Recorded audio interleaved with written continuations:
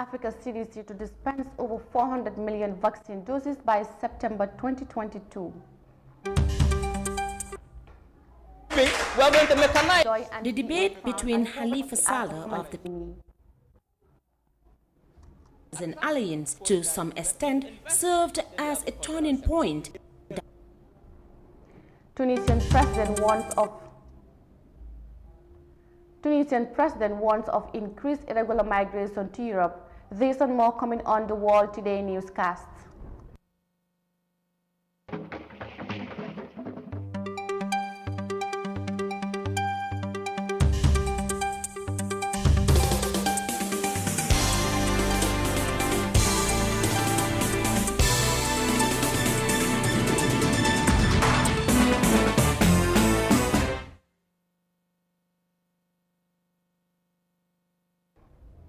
Hello, this is the World Today newscast with me, Mariam Cham. Thanks for joining us. And now the news in detail.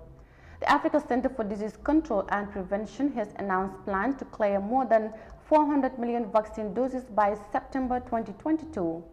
In its weekly press briefing on Thursday, the CDC justified the need for such intervention to prevent a further spread of the virus in what is known as the third wave in the continent.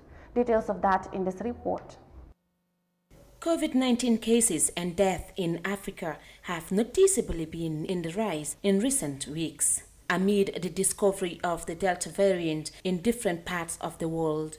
The Coordination of Africa Vaccine Acquisition Task Force, Strive Masiewa, explained the trend behind Johnson & Johnson vaccine in response to the COVID situation at hand. The Johnson & Johnson vaccine was chosen because it is a single-dose vaccine and that it is also produced in South Africa and was the only vaccine available to us in the volumes that we wanted.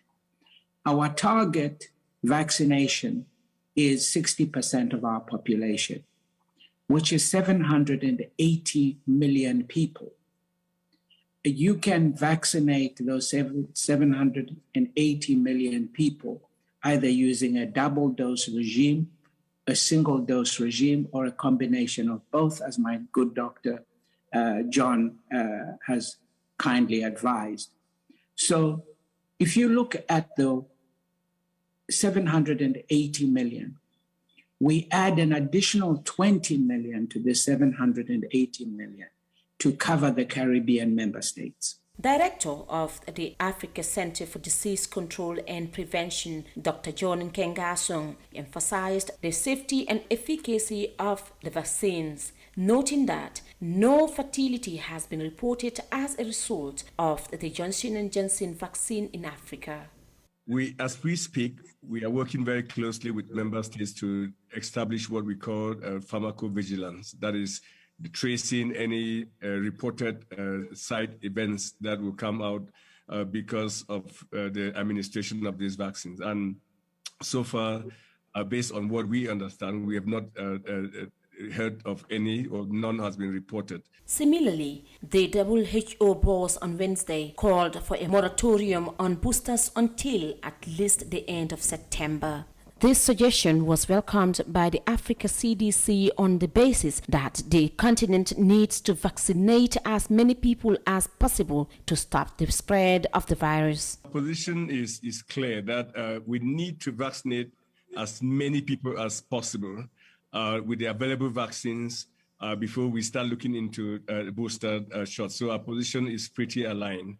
And I think our position is informed by the fact that unless we do what we have just said, we run the risk of creating more variants. I mean, because we continue to exert suboptimal pressure on the virus and it will mutate and then even continue to infect those who have received their vaccine. Again, I'm a good example. I received my full doses of the vaccines in April, and look, I have a breakthrough infection. So again, the only way to stop this pandemic is to vaccinate many people so that we really blunt the spread of the virus circulating. So I fully agree with the WHO position.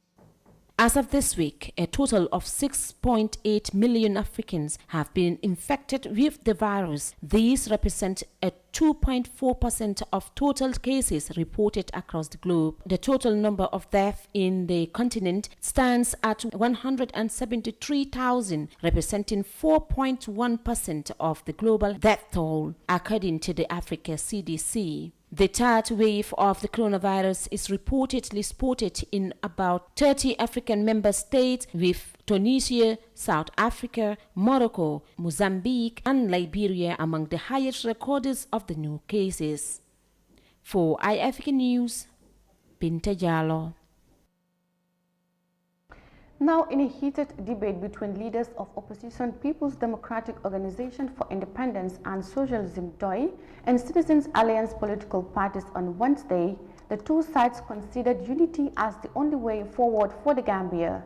They identified poverty and ignorance as common enemies and that the unity must be in place to prevent the country from sinking. Details of that in this report by Binta Jallo.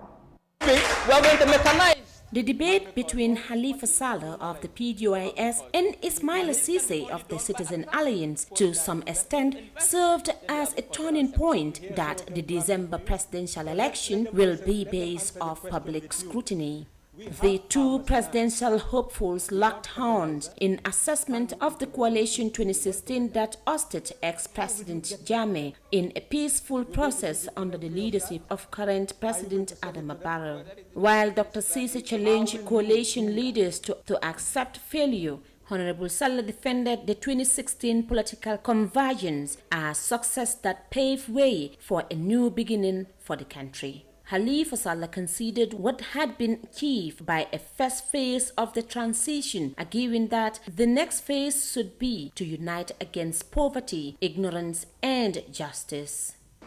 Are we going to continue to clap for politicians because of words? Or are we going to listen very carefully, thoughtfully, to gather ideas that will enable us to make informed choice? What is the purpose of this discourse? It is to help each of us to take ownership of our minds, to know that we are sovereign, to know that we own this country. And because we are sovereign, we are the decision makers. And therefore, this country will sink if we don't think and take the right decisions. It will float if we think and make the right decisions. This is the starting point of the battle of ideas. The National Assembly member for Serekunda considered the debate the starting point of the battle of ideas and not the battle of individuals. It must not be seen as battle of individuals. Ideas can be exchanged. I heard Dr. Ceesay mention sovereign national wealth. I believe that is what they also used to rely on to fight poverty. I don't see how we can fight poverty in any other way, through loans, grants, and taxes. We must harness our sovereign national wealth that belongs to all the people. The question is, how are we going to distribute it to be able to eradicate poverty? The debate will continue on that score. The leader of Citizen Alliance, Dr. Ismaila Ceesay, on the other hand, is of the belief that the people of his country have suffered for far too long for the status quo to remain the same. Since the attainment of independence from the British colonial rule in 1965, he said they have not been able to build a country where every Gambian citizen will live a dignified life. We have not been able to build a country where every Gambian citizen will live a dignified life. We are not able to feed our people. We are not able to care our people when they are sick. We are not able to give our children quality, relevant education where they can have mastery and compete in the global stage. We are not even able to give our people clean water, let alone clean or cheap electricity. We're not able to build good roads. We've not done anything for ourselves. The time has come for us to change and transform this country. Dr. Cisse agreed on the need for unity on basis that citizens are not necessarily enemies of one another. I agree with Honorable that we need to unite. The Mandinka is not the enemy of the Wolof. The Fula is not the enemy of the Jola. Do is not the enemy of CA. UDP is not the enemy of NPP. The Christian is not the enemy of the Muslim. We have a common enemy, all of us. Whether you are Doi, whether you are CA, whether you are Manjago or Mandinka, whether you are a Christian or Muslim, whether you are a nationalist, a communist, whether you are a monarchist, we all have a common enemy in this country. We've not been able to fight and win against this common enemy because we've not been united. And our differences have always been out there. What is that common enemy? Poverty, disease, bad roads, lack of education. And until we unite, this enemy will stay and it will defeat us. The Gambia is undoubtedly known for its maintenance of peace and security, despite the individual differences, particularly on political lines. However, the current political climate is considered as a fresh start that needs to be guarded and governed with caution. For iAfrican News, Binta Jallow. Now, days of uninterrupted rain of the 2021 farming season has led to the flooding of the female automotive garage of Bakau in the Kanipan municipality. The mechanical workshop, initiated and operated by women in the men-dominated profession, has been forced to slow down in its response to demand of customers due to the weather condition. Details of that in this report by Hawanjai. The female mechanics could not continue their pace in dealing with nuts and bolts after nearly a week-long uninterrupted downpour.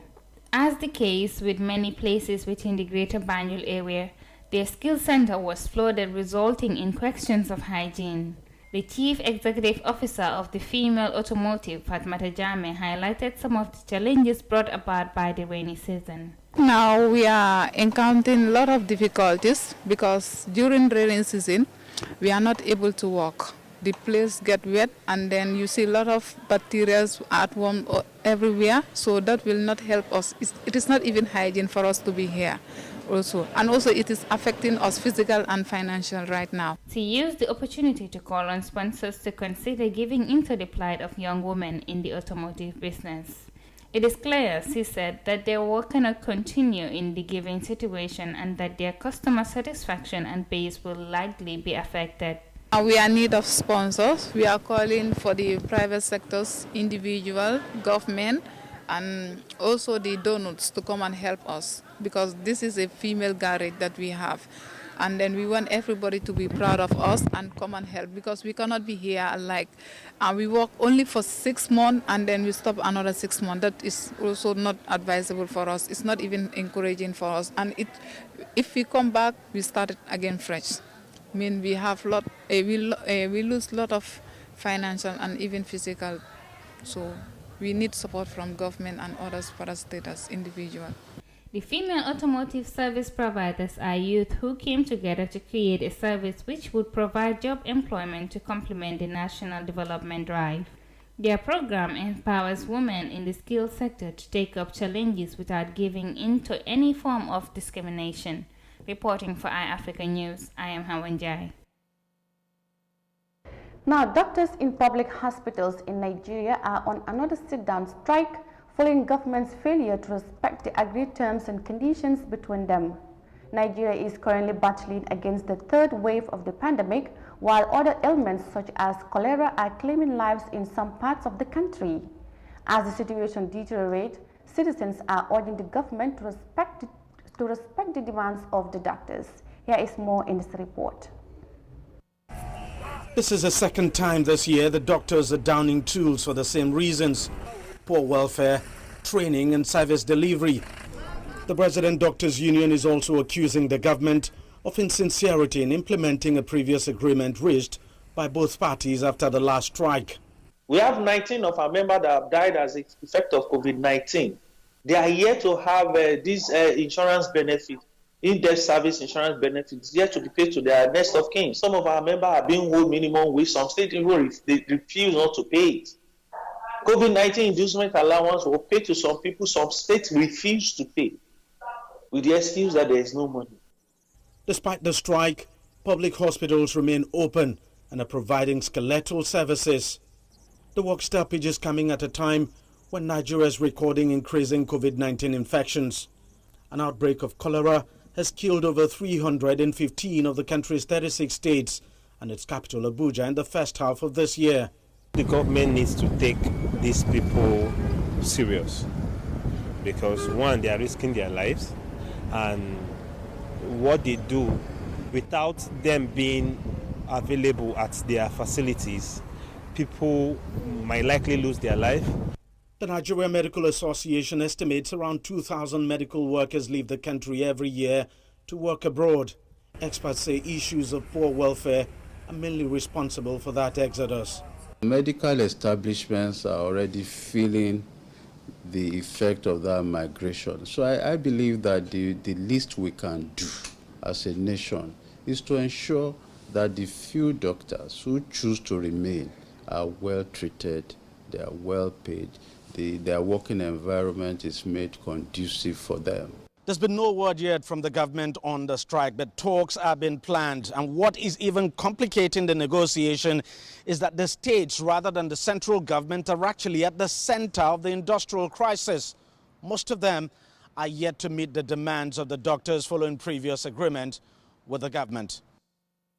Nigerian public hospital doctors there on a sit-down strike as government failed to meet their terms and conditions.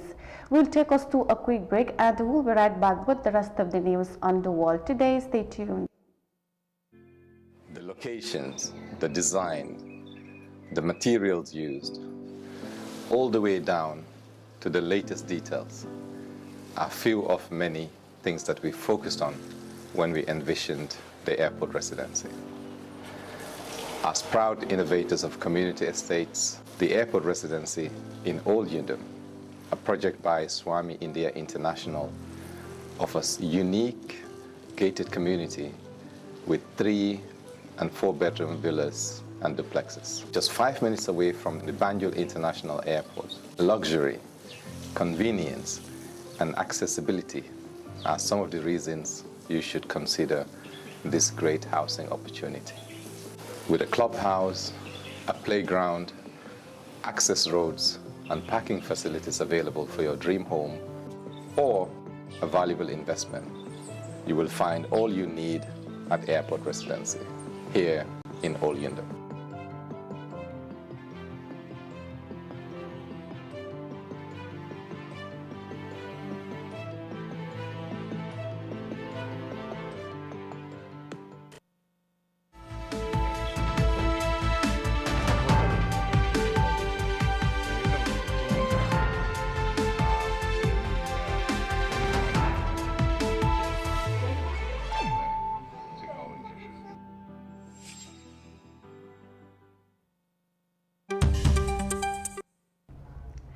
Welcome back, and you're still watching the World Today News.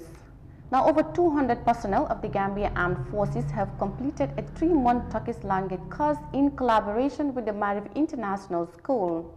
The course is geared towards preparing the troops in basic communication skills ahead of their airlifting to the Republic of Turkey for military training programs. More of that in this report. The 250 personnel, which includes 7 officers from the first batch of the proposed 500 soldiers to undergo training in Turkey. The military program is in response to the Gambia Armed Forces pledge to the UN in April 2019 that it will deploy a quick reaction force into one of the peace support operations in Mali, DRC Congo, and the Central African Republic. Commandant of the Gambia Armed Forces Training School, Major Abdoulaye Diop, says the course is part of a package in preparations for possible UN peacekeeping missions. The Turkish language course is one of a series of activities undertaken by the Gambia Armed Forces High Command through the Gambia Armed Forces Training School in preparation for possible deployment of a quick reaction force to one of the United Nations peacekeeping missions worldwide. This course is the first of 2 batches or contingents, if you may say, of 250 soldiers each, totaling 500 soldiers who are to be airlifted to the sister Republic of Turkey for special training. It is against the foregoing that a team of facilitators from Marif International Foundation were deployed to the Gambia to conduct the Turkish language course for Gambian contingents 2 and 3, respectively. The course principal, Hussametin Iyupoglu, explained in detail the course content and the performance of the uniformed men. During the period under review, apart from the distribution of the required learning materials in the form of textbooks to each and every course participant, so far we have taught a total of 12 weeks educational program, excluding official and religious holidays. A total of 288 hours of lesson were delivered, and we produced approximately 20,000 sheets of supplementary learning material. Handouts containing military literature were prepared and distributed to the students, and a total of 9 exams, including midterm and final exam, were coordinated during this past 3 months. For his part, Deputy Chief of Defense Staff of the Gambia Armed Forces Major General Mohamed Ocham described the participation of this as purposeful and necessary. Your joyful appearance this morning indicate that you are glad and that the sleepless nights of studying the Turkish language and struggling to meet the requirements are finally over. I am certain that those hard hours for the past 3 months you have been put through will not be in vain, as the course must have broadened your ability and proficiency beyond your ordinary knowledge to areas of learning new languages and skills of doing other things, amongst other benefits. In addition to the basic linguistic background, the military learners went through courses on the Turkish culture, transport service, and other social and identities of the Turkish. The best students during the course of the training were awarded gifts. The third best Lieutenant Salif Bojang, second best Lieutenant Modwali, and the most outstanding student, Captain Namin K.M. Fati, accepted the little token from the program. Reporting for iAfrica News, I am Mariama Cham. Now, the Southern African Development Committee has said that the impact of the coronavirus global pandemic has an adverse effect on economic growth of the region. Despite some improvements in production plans, the committee officials are projecting a slow economic recovery in the coming years. Details of that in this report. Regional annual inflation increased to an average of 49.6% in 2020 from 16.4% in 2019. Largely due to heightened inflationary pressures in Zimbabwe. The region's current account balance widened from an average deficit of 4.2% in 2019 to 4.7% in 2020. The COVID pandemic has hit the region hard, and we were coming from a slowdown previously in terms of growth. If you look at the figures, from 2011, 2012, the growth has been slowing down.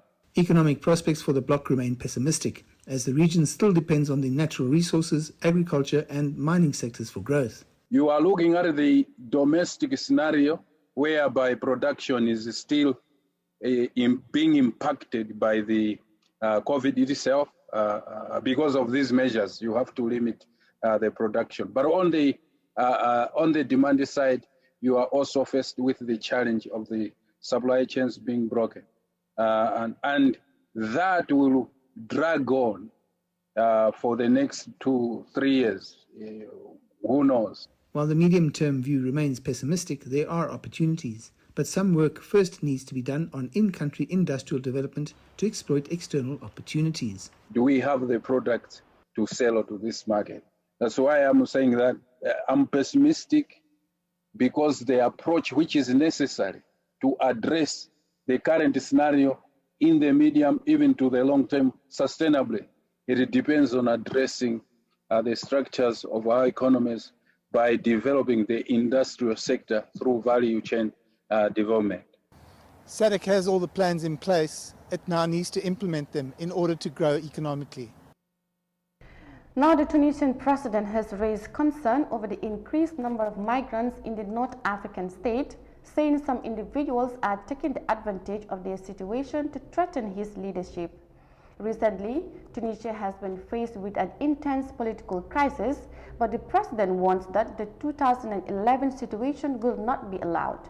More of that in this report. The head of state said some groups are exploiting the poverty and misery of irregular migrants in order to undermine relations with Italy and Europe. Some people are still trying to undermine the state from within by treating poor people as a commodity and exploiting their misery. 1,500 people have attempted to cross the sea illegally in a short period of time. They want to repeat the 2011 scenario of mass irregular migration, but it will not be repeated again. Head of the moderate Islamist and Nahda party and Parliament Speaker Rashid Ghannouchi told Italian newspaper Corriere della Sera that President Said needs to reconsider his recent moves that include dismissing the country's prime minister and suspending parliament. Ghannouchi said the destabilization could see over 500,000 Tunisian migrants trying to reach Italy. Those who are conspiring against the state are using migrant smuggling networks. We will put an end to these networks here in Tunisia and in the north. They want to destabilize the country with the flow and the threat of irregular migration. The Interior Ministry said Tunisian coast guards thwarted 11 irregular migration attempts in 48 hours. They rescued 188 undocumented migrants over the weekend. Several bodies were recovered by fishing vessels. We were rescued by Tunisian boats. A Libyan vessel with an armed crew hit our makeshift boat in the sea and caused a fuel leak inside. 2 young migrants died immediately while others drowned. The Tunisians saved us and treated us humanely. Our objective was to reach Europe. I paid some $5,000 for the journey. We were supposed to be only 45 people, but there were more than 100 migrants on board. The Interior Ministry announced that the National Guard arrested over 100 individuals in abandoned houses on the coast. These people likely intended to illegally cross the Mediterranean to Europe over the next few days. During the last visit of the Italian Interior Minister and the European Commissioner for Home Affairs to Tunisia in May, Tunisian and Italian authorities agreed to establish a hotline between Tunis and Rome to counter irregular migration attempts from the North African state to Europe. The report on the Tunisian president raising concern over the increased number of migrants, which he said is being used to threaten his leadership, brings us to the end of the World Today newscast. I am your presenter, Mariama Cham. Thanks for your company and goodbye for now.